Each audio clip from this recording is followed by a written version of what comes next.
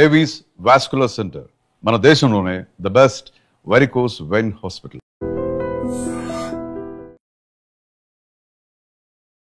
బెంగళూరులో జరిగినటువంటి ఇన్సిడెంట్, నా కూతురు పోయింది అని చెప్పుకునే దానికంటే కూడా ఆ ప్రాసెస్ ఏదైతే ఉందో, డెడ్ బాడీని క్రిమేషన్ కోసం తీసుకెళ్ళాలి అనుకున్నప్పుడు ప్రతి స్టేజ్లోనూ అవమానాలు, ప్రతి స్టేజ్లోనూ లంచాలు. సో దానికి పోస్ట్ మార్టం చేయాల్సి వచ్చింది. I think she must have been brought dead to the hospital.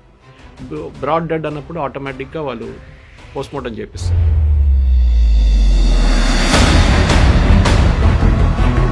ఇది మన దగ్గర ఉన్న నార్మల్ లైఫ్. ఇండియాలో ప్రతి చోట లంచం లేకుండా మనకు పని నడవదు. పుట్టుక నుంచి చావు దాకా, ఈవెన్ డెలివరీ అయినటువంటి బేబీని చూపించడానికి కూడా డబ్బులు అడుగుతారు కదా. అన్నిట్లో డబ్బులు ఎందుకు అడుగుతారు? Let us analyse the mental thing. అది ఎందుకు జరుగుతుందంటే,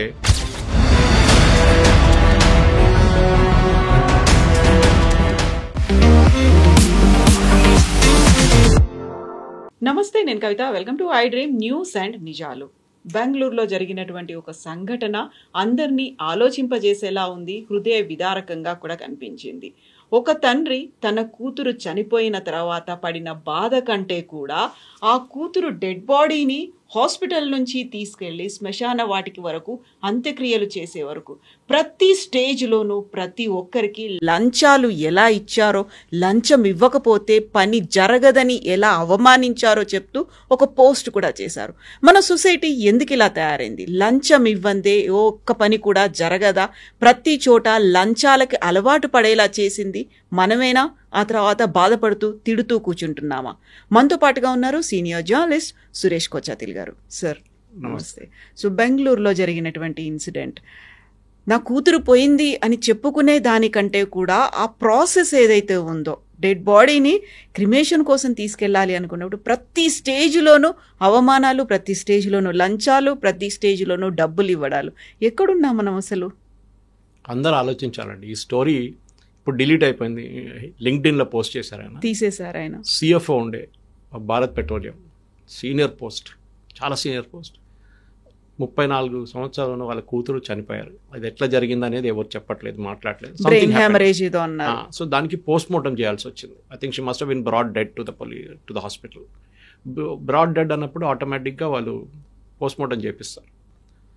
ఆయన దగ్గర పోస్ట్ మార్టంకి డబ్బులు అడిగారు. ఆలోచించండి. దాని తర్వాత అక్కడి నుంచి అంబులెన్స్లో బాడీ క్రిమేషన్ గ్రౌండ్కి తీసుకెళ్ళినప్పుడు అంబులెన్స్ డ్రైవర్ నార్మల్ ఛార్జ్ కన్నా ఎక్కువ అడిగారు. అది కూడా ఆయన ఇచ్చారు. దాని తర్వాత క్రిమేషన్ గ్రౌండ్కి వెళ్ళినప్పుడు అక్కడ మున్సిపల్ క్రిమేషన్ గ్రౌండ్లో ఇవ్వాల్సిన డబ్బుల కన్నా ఇంకా డబ్బులు అడిగారు. అది కూడా ఆయన ఇచ్చారు. అంత క్రిమేషన్ అంతా అయిపోయిన తర్వాత డెత్ సర్టిఫికేట్ కోసం బెంగళూరు మున్సిపల్ కార్పొరేషన్ దగ్గర అక్కడ కూడా లంచం అడిగారు. ఆలోచించండి. Dead body, post mortem, cremation, death certificate. మనం నార్మల్ మోడ్లో మన ఒక డ్రైవింగ్ లైసెన్స్ కోసం లంచం ఇచ్చేది కాదు ఇది. ఆ స్టేట్ ఆఫ్ మైండ్లో నీ మైండ్ మొత్తం డిస్టర్బ్ అయిపోతుంది. నీ ఉన్న only daughter that, she died. And ఈ ఒక ఫాదర్ది ట్రామా ఎంత ఉంటుంది, దాని నడిమిట్లో లంచం అడుగుతున్నారు. ఆ పోస్ట్ మొత్తం ఆల్ ఇండియా వైరల్ అయింది. చాలా మంది, not just all India, it went all over the world. చాలామంది అన్నారు ఇది మన దగ్గర ఉన్న నార్మల్ లైఫ్. ఇండియాలో ప్రతి చోట లంచం లేకుండా మనకు పని నడవదు. నేను ఒక ఎగ్జాంపుల్ ఇస్తాను కవిత గారు. I also underwent it. మా కొలీగ్ ఒకరు 8 నెలల ముందు చనిపోయారు. ఈ use to stay in Shamirpet. చనిపోతే నాకు రాత్రి ఫోన్ వచ్చింది. The body was move to Gajwel hospital, government hospital. పొద్దున 6 గంటలకు బయలుదేరి నేను ఫస్ట్ పోలీస్ స్టేషన్కి వెళ్ళాను, జినోమ్ వ్యాలీ. అక్కడ వెళ్ళి ఇట్లా ఇన్ఫామ్ చేశాను, ఇట్లా జరిగిందంటే వాళ్ళు చెప్పారు మాకు కూడా నోటిఫికేషన్ వచ్చింది, అది షామీర్పేట్ని తీసుకెళ్ళాం, ఆలియాబాద్ నుంచి అని. సరే అని చెప్పి ఏం చేయాలంటే వాళ్ళు కూర్చోబెట్టారు. దే వెరీ గుడ్, చాలా మంచి behaviour. I should really compliment the Cyberabad commissionerate, genome valley police స్టేషన్లో ఎంత బాగా బిహేవ్ చేశారంటే, బహుశా నన్ను టీవీలో చూసి దానికోసం ఉండొచ్చు, దట్ ఈజ్ అ మీడియా గై అని చెప్పేసి. అది కాకుండా కానీ ఐ డోంట్ థింక్, నాతో నాకు అడ్వకేట్ గారు ఉన్నారు, ఆ అబ్బాయి ఫ్రెండ్, మా ఇద్దరిని చూసి బహుశా మాట్లాడు. చాలా బాగా ఒక ట్రైనీ సబ్ ఇన్స్పెక్టర్ ఉన్నాడు, ఆయనే పాప మొత్తం రాసుకున్నాడు డీటెయిల్స్ అంతా, ఈ ఆధార్ కార్డు అది ఇది అన్ని డీటెయిల్స్ తీసుకున్న తర్వాత మేము ఒక ఆఫ్టర్నూన్ కాగానే we went to Gajwel government hospital. అక్కడే పోస్ట్ మార్టం చేయించాం. పోస్ట్ మార్టంలో అక్కడ బయటనే రాసింది కవిత గారు, డోంట్ పే ఎనీ మనీ. రాసింది, పెద్ద లెటర్లో రాసింది. కానీ 2,000 రూపాయలు తీసుకున్నారు. I'm not saying the doctor తీసుకోలేదు. ఇట్ వాజ్ ద అసిస్టెంట్స్, ఈ బాడీ ర్యాపింగ్, ఎంబామింగ్ చేసేవాళ్ళు. ఇచ్చాను, ఎందుకంటే మనం కూడా ఆ సిచ్యువేషన్లో ఉన్నాం. ఎందుకని ఆ నేను కొట్లాడుతుండే అక్కడ. ఐ నెవర్ గివ్ లంచం, నేను ఎప్పుడు ఇవ్వను, అది నా పాలసీ అది. కానీ ఆ రోజు ఆ సిచ్యువేషన్ ఆ అబ్బాయికి ఎవరు లేరు, మేమే చేపిస్తున్నాం అందరు కలిసి. వాళ్ళ ఫ్రెండ్స్ 30-40 మంది ఉన్నారు అక్కడ హాస్పిటల్ ఆ రోజు. దాని తర్వాత అంబులెన్స్ గజ్వేల్ నుంచి ఆలియాబాద్ తీసుకెళ్ళడానికి 5,000 రూపాయలు తీసుకున్నారు. 5,500 actual. I still have the Google pay payment with me details. ఎందుకండి ఇక్కడ ట్రాన్స్పోర్ట్ డిపార్ట్మెంట్ మీకు లైసెన్స్ ఇస్తున్నప్పుడు, లేకుంటే మీ బండికి ఒక సర్టిఫికేట్ ఇస్తున్నప్పుడు, లేకుంటే రిజిస్ట్రేషన్ ఇస్తున్నప్పుడు అంబులెన్స్ రేట్ ఛార్జ్ ఫిక్స్ చేయరు. అక్కడ రాసి పెట్టింది ఇంకోటి, అంబులెన్స్ సర్వీస్ ఇస్ ఫ్రీ. ఆలోచించండి, అంబులెన్స్ సర్వీస్ ఫ్రీ అంటే అక్కడి నుంచి ఫ్రీ అంబులెన్స్ ఎక్కడ కనిపించట్లేదు. నేను అడిగాను కూడా, వీళ్ళ ఫ్రెండ్స్ దగ్గర చెప్పాను, బాబు వెళ్ళి చూసిరాను. అక్కడ ఒక మాఫియా కంట్రోల్ చేస్తున్నారు. ఇది ప్రతి చోట్ల అంతే. మీరు గాంధీ హాస్పిటల్కి వెళ్ళండి, పేదలు వస్తారు అక్కడ, వాళ్ళని కూడా ఇట్లా టార్చర్ చేస్తారు. ఏం చేస్తున్నారు ఇక్కడ ఉన్న గవర్నమెంట్? మీరు ఒక రేటు పెట్టారా, పర్ కిలోమీటర్ ఎంత, మీకు ఆటోలో ఉంటుంది, అన్నిట్లో ఉంటుంది కదా, పర్ కిలోమీటర్ ఎంత. సరే, ఐ కెన్ అండర్స్టాండ్, ఖాళీ కొట్టి రావాలి. ఇప్పుడు సపోజ్ ఇక్కడ నుంచి మీరు చెవెల్లో వెళ్ళారనుకోండి, బాడీ తీసుకుని ఎవరైనా గాంధీ హాస్పిటల్ నుంచి, రిటర్న్ ఖాళీగా రావాలి. ఐ అండర్స్టాండ్, తీసుకోండి, నో ప్రాబ్లం, ఫ్రీగా అడగట్లేదు. కానీ ఒక రేటు ఉండాలి కదా, లేదు. మీరు గాంధీ హాస్పిటల్ పోస్ట్మార్టం కాడ వెళ్ళండి, అక్కడ కూడా సేమ్ ప్రాబ్లం. మా ఫ్రెండ్స్ ఇవాళ అది మాట్లాడుతున్నారు, ఇక్కడ వచ్చే ముందు అదే చెప్తారు, సురేష్ గారు సేమ్ స్టోరీ అండి. అన్ని ప్లేసెస్లో డబ్బులు లేకుండా, ఒక్క మాట, మీకు ఇన్ఫ్లుయెన్స్ ఉండాలి, లేకుంటే డబ్బులు ఉండాలి. ఒక సీనియర్ పోలీస్ ఆఫీసర్ ఉన్నాడు, ఆయనతోనే జరిగిందంటే వాళ్ళ ఫ్యామిలీ అంటే ఫటాఫట్ చేసేస్తారు వాళ్ళు, వితౌట్ ఎనీ ప్రాబ్లం. పుట్టుక నుంచి చావు దాకా, ఈవెన్ డెలివరీ అయినటువంటి బేబీని చూపించడానికి కూడా డబ్బులు అడుగుతారు కదా అన్నిట్లో. డబ్బులు ఎందుకు అడుగుతారు? Let us analyse the mental thing. అది ఎందుకు జరుగుతుందంటే ఒక డినైల్ ఫ్యాక్టర్ ఇస్తారు. అంటే మీ ముందు కూర్చున్న మనిషి మీరు అడిగిన దానికి నో అని చెప్పచ్చు. నాకు డెత్ సర్టిఫికేట్ కావాలి సార్, ఇది ఉంది documents, cremation ground certificate, hospital death certificate అన్నీ పెట్టాం, ఆధార్ కార్డు అన్నీ ఇచ్చేసాం. ఆయన అప్పుడు కూడా అంటే నేను ఇవ్వను అంటాడు. ఏం చేస్తారు మీరు? That is the deny. మీరు ఆయన దగ్గర నుంచి ఆ రైట్ తీసేసేయండి. That you cannot do it. అన్ని ఆటోమేటెడ్ ప్రాసెస్. మీరు సబ్మిట్ చేయండి, సబ్మిట్ బటన్ కొట్టండి, స్కాన్ చేసి ఆటోమేటిక్ వాళ్ళ ఇంటికి ఒక ఎంక్వైరీ వస్తారు, మీకు డెత్ సర్టిఫికేట్ ఇచ్చేస్తారు. ఆన్లైన్లో ఎందుకు జరగట్లేదు? పాస్పోర్ట్ చూడండి, ఒక టైంలో పాస్పోర్ట్ తీసుకోవాలి. నాకు ఇప్పుడు కూడా గుర్తున్నా, ఫస్ట్ పాస్పోర్ట్ తీసుకున్నప్పుడు I think 1983 or 86 sorry, Prashanth theatre దగ్గర ఇప్పుడు కూడా ఉంది రీజనల్ పాస్పోర్ట్ ఆఫీస్. బయట టోకెన్ ఇస్తారు, టోకెన్ ఇప్పుడు కూడా ఉంది. టోకెన్ ఉండే అప్పుడు ఆ టైంలో కొంతమంది రాత్రి వచ్చి పండుకుంటారు అక్కడ టోకెన్ కోసం. ముందు పాస్పోర్ట్ ఆఫీస్ ఇంకో ప్లేస్లో ఉండే యాక్చువల్లీ, దాని తర్వాత ఇక్కడికి షిఫ్ట్ అయింది అది. సో అక్కడ కూడా టోకెన్ ఉండే నేను తీసుకున్నప్పుడు. ఈ టోకెన్ సిస్టంలో బ్లాక్ మార్కెట్ జరుగుతుండే. ఇప్పుడు నేను 10 మందిని లైన్లో పెట్టేస్తాను అక్కడ. దాని పక్కన క్లాక్ టవర్ ఉంది, మీకు తెలుసు. ఆ క్లాక్ టవర్ దగ్గర చాలామంది బ్లడ్ డొనేషన్, కిడ్నీ డొనేషన్ కోసం ఒక పెద్ద స్కామ్ ఉంది అక్కడ నిలబడి ఉంటారు, రాత్రి అంతా అక్కడ పండుకుంటారు వాళ్ళు. వాళ్ళు వచ్చి లైన్లో నిలబడతారు. పొద్దున వచ్చి నాదర్ సార్ టోకెన్ నెంబర్ 5 ఉంది, కావాలన్నా నాకు 500 రూపాయలు ఇవ్వండి. ఇది మనం ఏం చేసాం, దాన్ని మార్చేసాం. మోదీ గారు వచ్చింది దానికన్నా కొంచెం ముందు కూడా మనం government, even I think Narasimharao government తర్వాత మన్మోహన్ సింగ్ గవర్నమెంట్ కూడా క్రెడిట్ వాళ్ళకి, ఎవరైనా చేసినా వాళ్ళకి క్రెడిట్ ఇవ్వాలి యాక్చువల్లీ. పాస్పోర్ట్ సర్వీస్ కేంద్రాన్ని పెట్టి ఇప్పుడు బేగంపేటలో అక్కడ ఇక్కడ ఉన్న సిటీలో చాలా చోట్ల ఉన్నాయి. మనకి ఆన్లైన్ బుకింగ్ చేయాలి, స్లాట్ వస్తుంది, మనం అక్కడ వెళ్తాం, మన డాక్యుమెంట్ సబ్మిట్ చేస్తాం. ఫస్ట్, సెకండ్, థర్డ్, ఫోర్త్ కౌంటర్లో వెళ్ళిపోయి లాస్ట్లో we go to the regional passport officer ఆయన ఉంటాడు. అంటే ఆయన కాకుండా ఆయన డెప్యూటీ ఎవరో ఉంటారు అక్కడ. And he will either say yes or no, లేకుంటే ఏదైనా క్లారిఫికేషన్ అడుగుతారు. మీరు బయటికి రాగానే మీకు SMS వస్తుంది, దట్ ఒక చెక్కింగ్ రాబోతుంది ఇంటికని. నా కేసులో లక్ చూడండి, నా పాస్పోర్ట్ నా దగ్గర నుంచి పోయింది. So technically it the big problem. సో నేను FIR రిజిస్టర్ చేశాను, పోయినప్పుడే రిజిస్టర్ చేశాను, వే బ్యాక్ ఇన్ 93. దాని తర్వాత అట్లనే పెట్టుకున్నాను, నేను నాకు పాస్పోర్ట్ కావాలి. తర్వాత సడన్గా నాకు బ్యాంకాక్ వెళ్ళడానికి పాస్పోర్ట్ కావాలంటే అక్కడ ఉద్యోగం వచ్చినప్పుడు ఐ హ్యాడ్ టు గో. నాకు 3 రోజులు వచ్చింది కవిత గారు. ఏది చేతి నుంచి పోయిన పాస్పోర్ట్కి రావాలంటే చాలా పెద్ద స్టోరీ, కానీ ఈజీగా ప్రాసెస్ సెట్ అయిపోయింది, ప్రాబ్లం లేకుండా. ఎందుకంటే దర్ ఇస్ ప్రాసెస్ సిస్టమ్స్ పెట్టారు అన్నిటికీ. మీరు లాస్ట్ పాస్పోర్ట్కి ఇంత ఫైన్, ఓకే, దాని తర్వాత మిగతా ఫీజు ఇంత అన్నీ చెప్పి బయటకు వచ్చేసాను.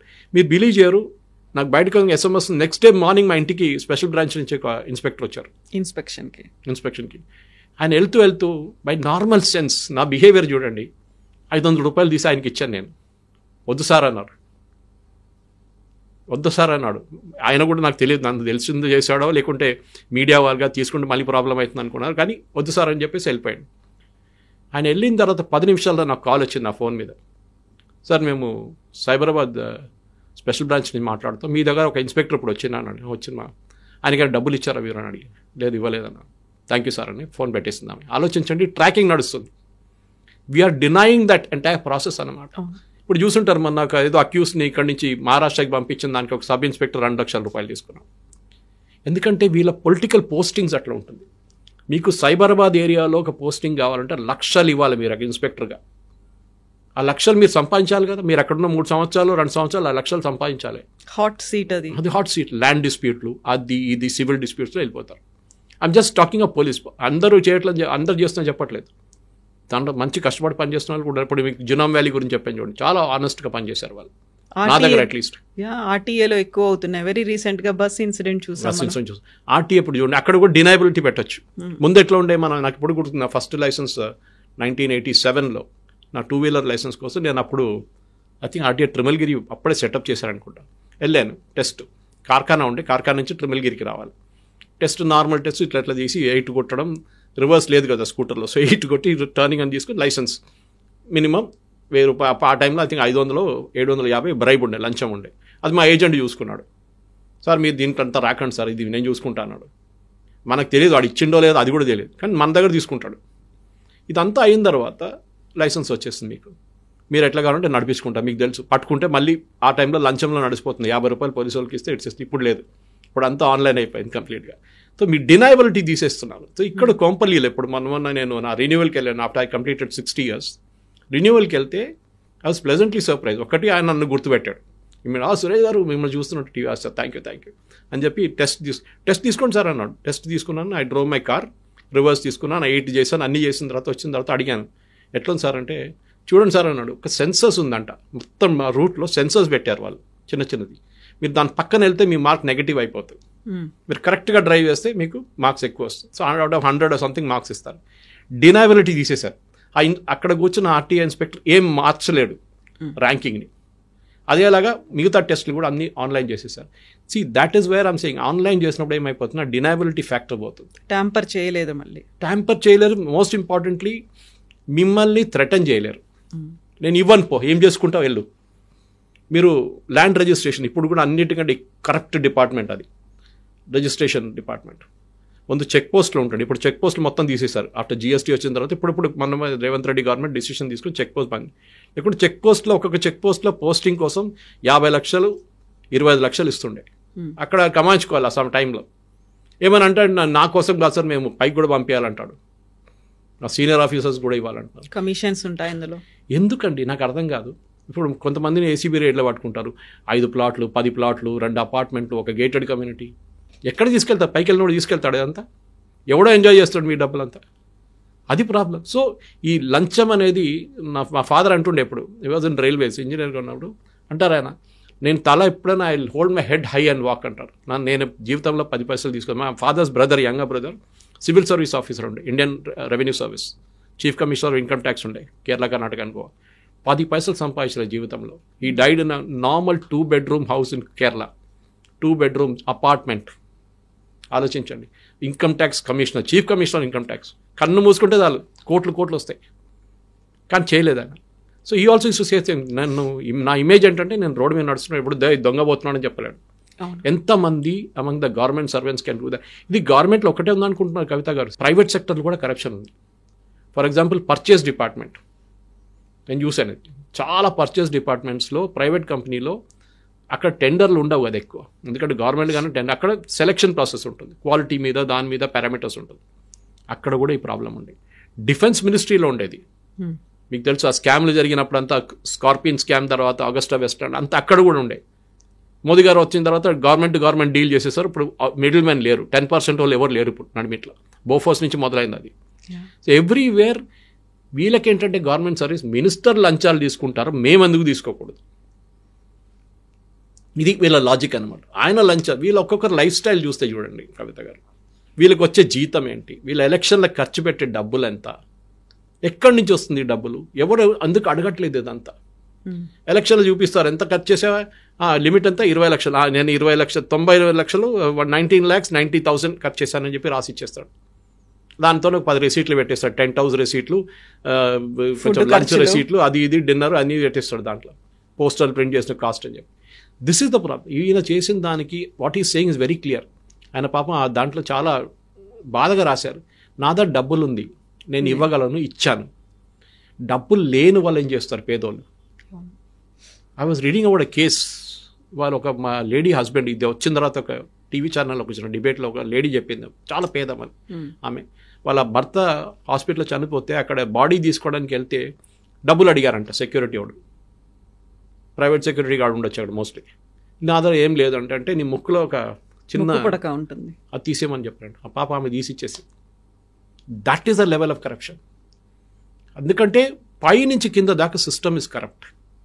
నడిమిట్లో ఆనెస్ట్ ఎవడని ఉన్నా అనుకోండి, వాడిని టార్చర్ చేస్తారు, పనికిరాని వాడిగా ట్రీట్ చేస్తారు. మీరు ఎలక్ట్రిసిటీ డిపార్ట్మెంట్ చూడండి, అనదర్ కరప్ట్ డిపార్ట్మెంట్. మీరు ఒక నార్మల్ డొమెస్టిక్ మీరు 3 ఫేజ్ కనెక్షన్ అప్లై చేయండి, మిమ్మల్ని ఎట్లా తిప్పుతారు చూడండి. మీరు అది సరిగా లేదు, ఈ వైర్ సరిగా లేదు, అది లేదు, ఇది లేదు, కేబుల్ లేదు, కేబుల్ మీరు తెచ్చుకోండి, అన్ని కథలు చెప్తారు. హెచ్టీ అయితే చెప్పక్కర్లేదు, హెచ్టీఎల్టీలతో ఫుల్ బిజినెస్. ఆనేమంటాడు, సార్ నేను ఈ పోస్టింగ్కి 20 లక్షలు ఇచ్చాను సార్, నాకు 2 సంవత్సరాలు 3 సంవత్సరాలు ఉంటాను ఈ సబ్స్టేషన్లో, నాకు ఎట్లా సార్, నేను పెట్టిన డబ్బులు నేను సంపాదించుకోద్దా సార్ అంటాడు. ఆ 25 లక్షల వరకు వెళ్ళింది up the ladder. So me entire system corrupt అయిపోయింది. అది ఎవరు మోస్ట్లీ మిమ్మల్ని డినై పబ్లిక్ ఫేసింగ్ దాంట్లోనే ఈ ప్రాబ్లం వస్తుంది. మీరు అనుకుంటారు ఒకసారి సెక్రటేరియట్లో కూర్చున్న డబ్బులు తీసుకోరని, తీసుకుంటారు. ఫర్ ఎగ్జాంపుల్ స్కూల్కి ఎన్ఓసి ఇవ్వాల్సి వస్తుంది. ప్రైవేట్ స్కూల్ సెటప్ చేసుకుని ఎన్ఓసి ఇవ్వాలి. ఎన్ఓసి ఏంటి, గ్రౌండ్ ఉందా, ఎంత గ్రౌండ్ ఉంది, మీరు అపార్ట్మెంట్ ఎట్లా ఉంది, మీరు అపార్ట్మెంట్ తీసుకుంటే దాని సేఫ్టీ మెజర్స్ ఏముంది, దానికి ఒక ఎన్ఓసి ఇవ్వాల్సి వస్తుంది ఫస్ట్. వీళ్ళు ఏం చూడకుండా ఎన్ఓసి ఇస్తారు, డబ్బులు అక్కడ వచ్చి పడాలి సీనియర్ లెవెల్ నుంచి. ఐ నో చెప్పకూడదు కానీ I know IAS officers was taken money. కొంతమంది ఇప్పుడు లేరు సర్వీస్లో, దీనికి ఎన్ఓసి ఇష్యూ చేయడానికి స్కూల్స్కి డబ్బులు తీసుకున్నారు.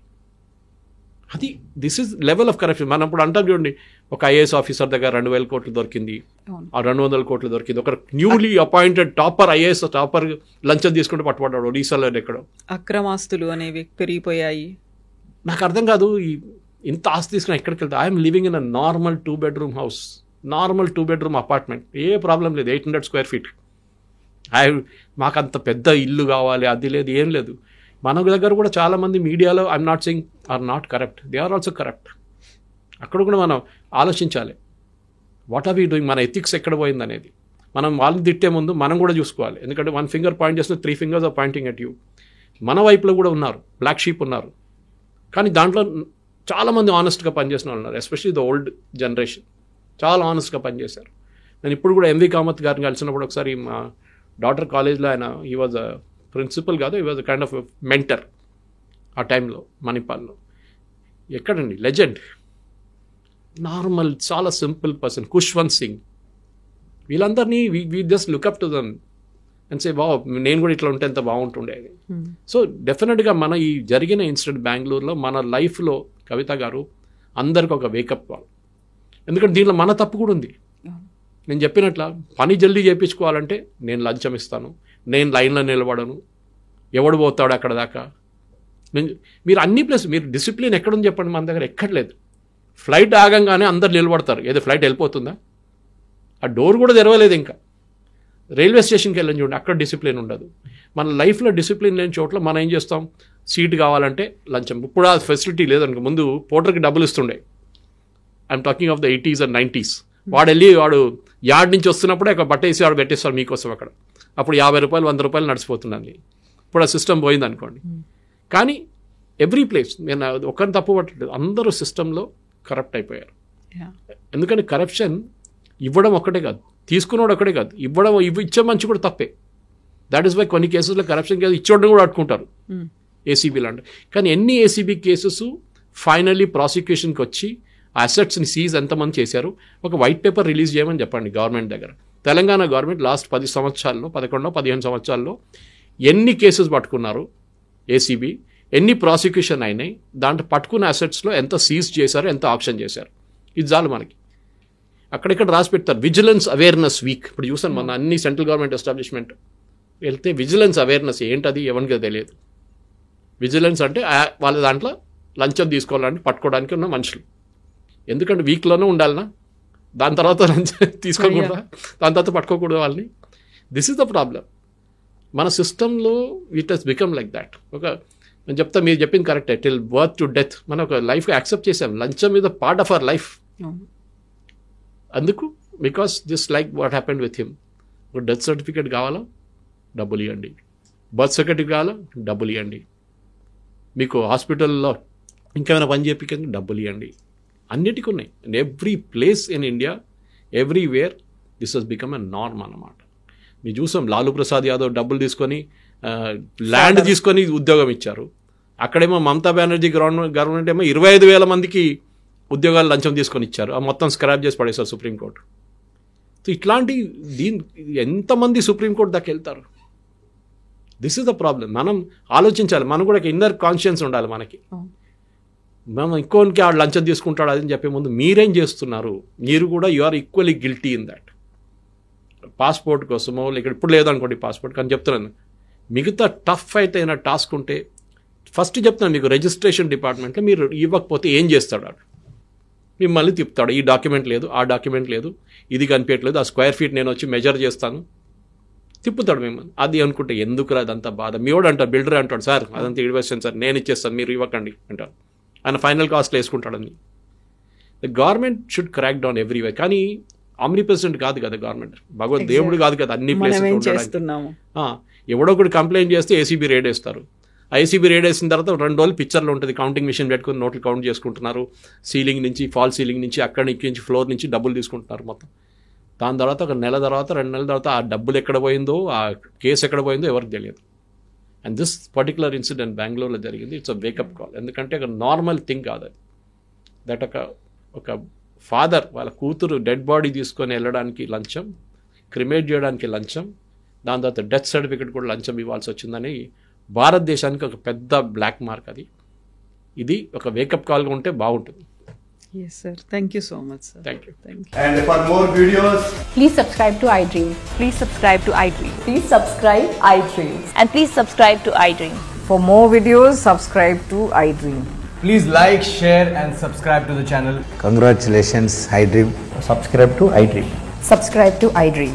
So subscribe to iDream Media. iDream ki, iDream team andarki huge congratulations. Please subscribe iDream Media. Please subscribe to iDream. Subscribe iDream. Please subscribe to iDream. iDream అంటే నా కళల ఛానల్ సబ్స్క్రైబ్ చేసుకున్న నోరు తిరుగుతలేదు, మీరైతే గంట గుర్తు కొట్టండి. For more such videos, please subscribe to iDream. Subscribe to iDream. Please subscribe to iDream. Please subscribe iDream Media. Please do subscribe to iDream. Please subscribe to iDream Media. For best entertainment and information, please subscribe iDream. And don't forget to subscribe to iDream.